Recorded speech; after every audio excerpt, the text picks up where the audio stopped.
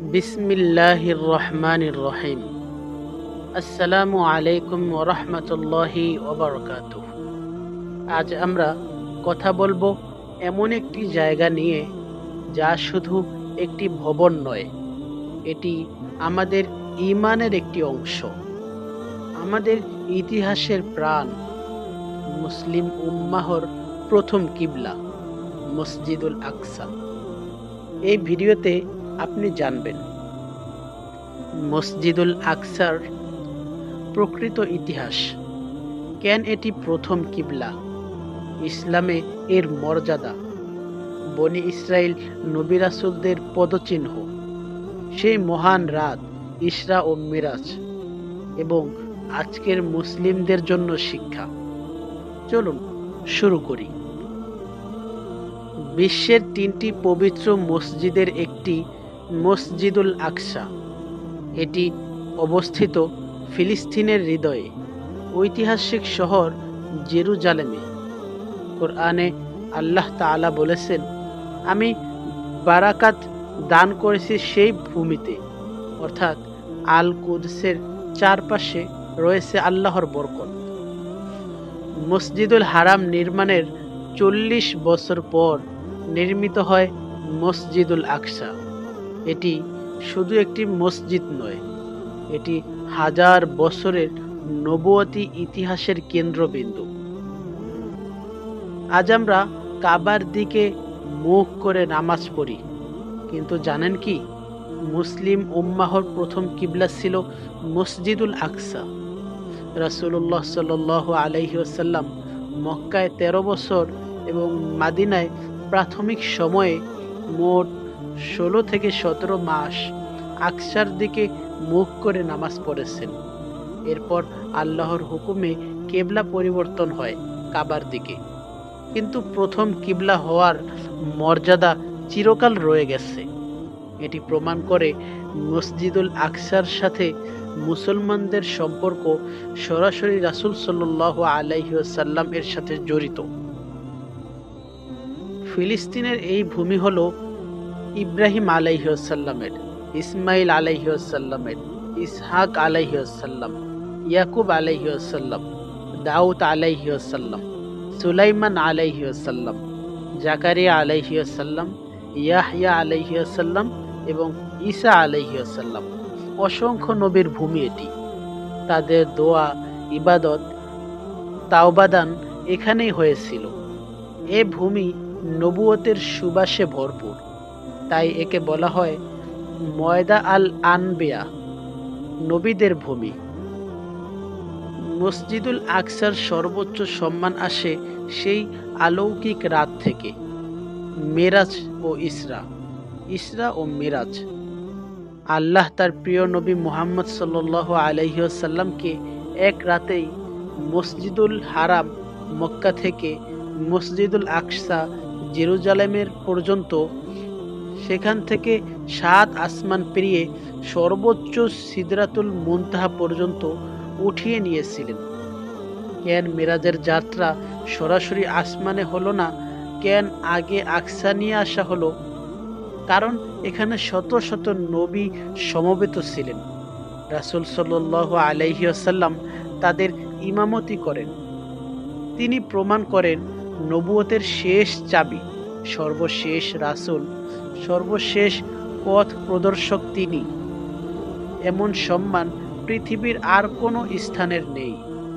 মসজিদুল আকসা হলো ওহীর কেন্দ্র, নবীদের মিলনস্থল, মেরাজের দ্বার। মসজিদুল আকসার অন্যতম নির্মাতা ছিলেন সুলাইমান আলাইহিস সালাম। নির্মাণ শেষে তিনি ৩টি দোয়া করেছিলেন। ১. ন্যায় বিচার করার ক্ষমতা, এমন এক রাজ্য যা আর কখনো হবে না। ৩. যিনি এখানে নামাজ পড়বেন তার সমস্ত গুনাহ ক্ষমা করে দাও। রাসূল সাল্লাল্লাহু আলাইহি ওয়াসাল্লাম বলেন, আশা করি আল্লাহ তার শেষ দোয়াটিও কবুল করেছেন। অর্থাৎ আকসায় ১ রাকাত নামাজ অপরাধ মুক্ত একটি নতুন জীবনের সূচনা হতে পারে। মসজিদুল আকসা বহুবার শত্রুর হাতে দখল হয়েছিল। 1100 শতকে ক্রুসেডাররা তা দখল করে অগণিত মুসলমানকে হত্যা করে, কিন্তু আল্লাহ পাঠালেন সেই মহান বীরকে, সালাহ উদ্দিন আইয়ুবী। দীর্ঘ সংগ্রামের পর তিনি আকসা পুনরুদ্ধার করেন, এরপর পরিশুদ্ধ করেন মসজিদ এবং মুসলিম উম্মাহর হাতে তা ফিরিয়ে দেন।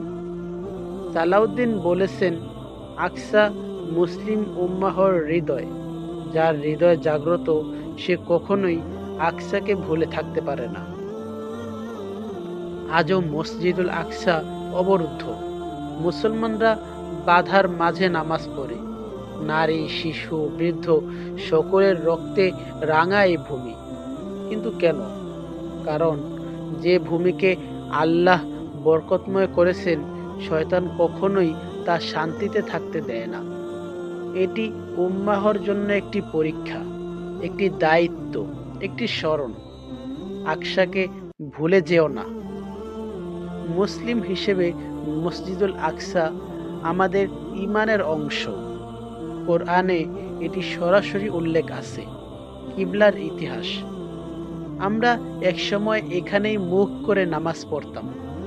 নবীদের স্মৃতি, এখানে নবীদের দোয়া, কান্না, সিজদা রয়েছে।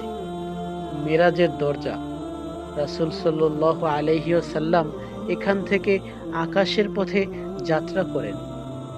1 রাকাত গুনাহ মাফ, সুলাইমান আলাইহি ওয়াসাল্লাম এর দোয়ার বরকত।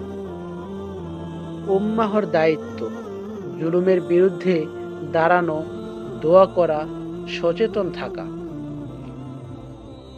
আকসার প্রতি ভালোবাসা রাখা ঈমানের লক্ষণ। যে আকসাকে ভুলে যায় সে ইতিহাস থেকে বিচ্ছিন্ন। দোয়া করা মুসলমানের শক্তি।